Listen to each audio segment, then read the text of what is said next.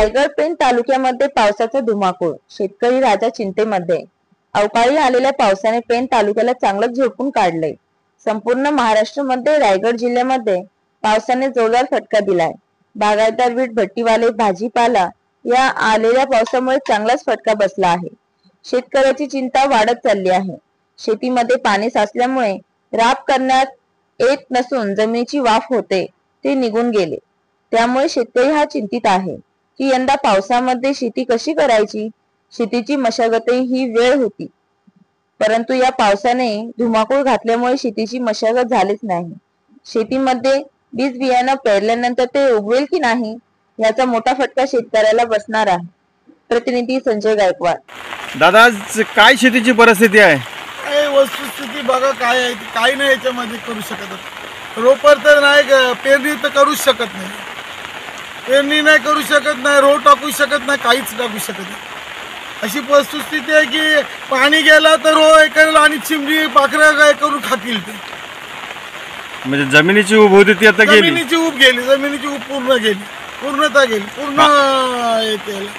आता शेती कशा पद्धतीने करण्याचं काय? आता काय पावसावरती, पाऊस थांबला तर पेरणी तर होऊच शकत नाही, कारण पेरणी व्हायला कमीत कमी 15 दिवस तरी पाहिजे, हे करायला सुकायला पाहिजे। आणि सुकण्यासारखी परिस्थिती नाही आहे, कारण आता पूर्णच पाण्याखाली हे केलेलं आणि हा किती दिवस पडतोय त्याच्यावर काय काय नाही ना। शासनाने इशारा दिलेला आहे काहीतरी 2 दिवस अजून वादळ वारा, चक्री वारा, पाऊस। 2 दिवसानंतर काय होणार आहे बघा तुम्ही, परिस्थिती काय आहे ते। आता त्याचं एवढं पाणी साठलंय तर पूर्ण येऊन जाणार आहे, भरूनच जाणार आहे ते। म्हणजे एकीकडे तुम्हाला खार बंदिस्तीचं पाणी आतमध्ये आलं तरी शेतीचं नुकसान आहे, आणि हा वरचा निसर्गाचा पडला, पाऊस पडला तरी पण शेतीचं नुकसान। आज नाही तुम्ही उन्हाळी शेती करू शकत नाही, खरीपाची शेती करू शकत। तर खरीपाच्या शेतीला आता काहीच हे करा, उन्हाळी शेती केली रब्बी हंगामाच्या याच्यामध्ये तर पाऊस आता हा असा पडलाय, पाऊस काय काय करणार आहे। आणि वरच्या साईडला तर ज्यांनी केलेली आहे शेती त्यांची परिस्थिती अशी आहे की कापलेल्या तसे पाण्यामध्ये पोहत आहेत। आणि रब्बी खरीप पिकाचं तर पूर्ण आता डॅमेजच झालं खरीप पिकाचं। नाही खरीपाची पीक जर हे करू शकत नाही, रब्बीचं करू शकत नाही, शेतकऱ्यांचं पूर्ण हे झालं, नुकसानच झालेलं आहे।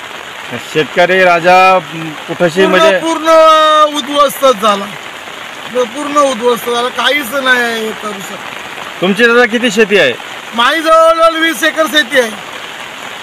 तुमचं पण शेतीचं पूर्ण शेतीचं पूर्ण नुकसानच झालं, काय काहीच नाही करू शकत। आता हे गवत निघालंय, हे खरपतवार निघालंय, हे काढायला पण माणसांना मजुरी द्यायला पाहिजे।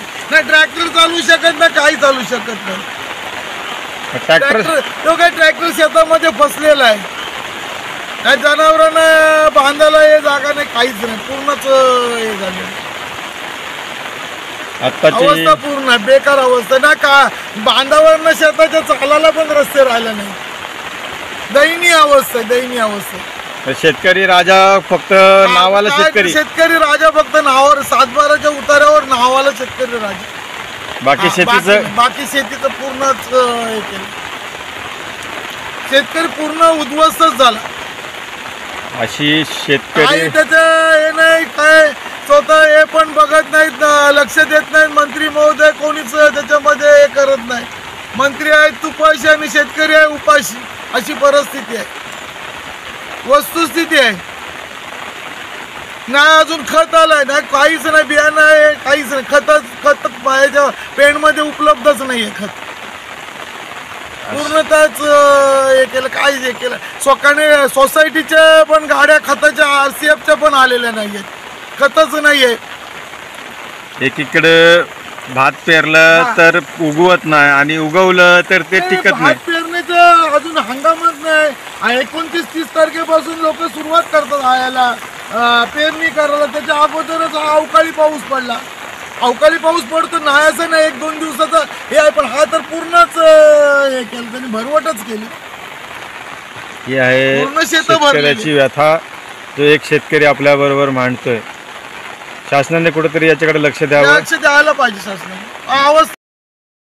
हो, आम्हाला शेतीनंच कामाला, शेतीनंच राहायला अशी परिस्थिती आहे। शेती फक्त नावालाच आहे का काय? ही सगळी तुमची शेती काय? हा, ही शेती सगळी इकडची. किती एक इथं काय पिकणार आम्हाला? किती एकर शेती आहे तुमची? 5 एकर पूर्ण बघा तलान झाला आमचा. शेती आहे तेवढी आमची तलान झाली. मग आता काही करू शकत नाही याच्यावर? काय येत नाही आता सरकारचं एखादं कर्ज काय भेट. हेमंत दादा, आजचा जो शेतकरी आहे काय नेमकी शेतकरीची परिस्थिती आहे?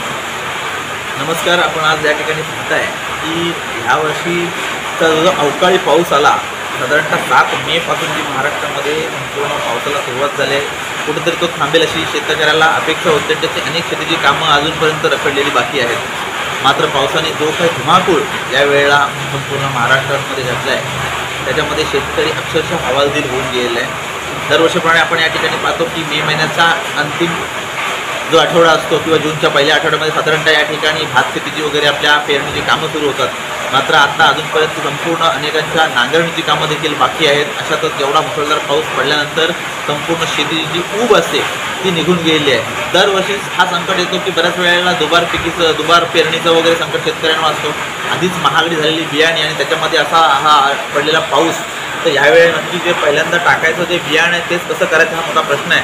कारण या ठिकाणी आमच्याकडे जी भात शेतीसाठी आपण म्हणूया तर राबांची जी पहिली तयारी करावी लागते. आज राब तर पेरले गेलेले नाहीच आहेत, परंतु आता संपूर्णपणे हे या शेतामध्ये जमिनीत टाकलेलं पीक किंवा जो भाताचा धान आहे तो किती प्रमाणात उगवेल आणि त्याचं पीक कसं येईल किंवा येणाऱ्या काळानंतर पुन्हा एकदा दुबार पेरणी करावी लागेल का, हा फार मोठा संकट या ठिकाणी राहणार आहे.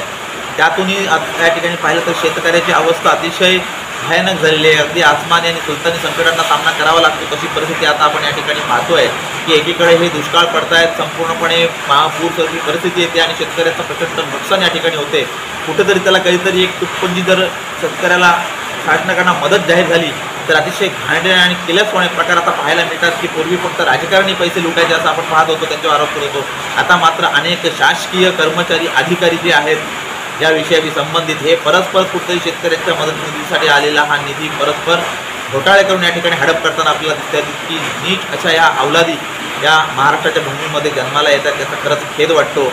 आणि खऱ्या अर्थानं जो जगाचा पोशिंदा असलेला शेतकरी जो काबड कष्ट करून आपला रक्ता मासाचा घाम त्या मातीमध्ये गाळून तुम्हाला आम्हाला पोचण्यासाठी अन्न पिकवतो, त्याच्यासाठी कुठेतरी मिळणाऱ्या तुझ्या मदतीवर देखील जरी असे कोण जर घाणेरडे घोटाळे करणार असतील तर त्यांच्यासाठी मोठी चपराक या ठिकाणी बसली पाहिजे. शासनाला माझी विनंती असेल की आपण निश्चितपणे या ठिकाणी पुन्हा एकदा शेतकऱ्यांचा सहानुभूतीने विचार करून लवकरात लवकर त्यांना योग्य ती मदत, आर्थिक मदत असेल या ठिकाणी मिळणं फार गरजेचं आहे. नाहीतर येणाऱ्या काळामध्ये शेतकऱ्यांनी जर हात उंच केले तर आपल्याला जो काही अन्नाचा दुष्काळ पडेल त्याला मग कोणी वाचू शकणार नाही आहे.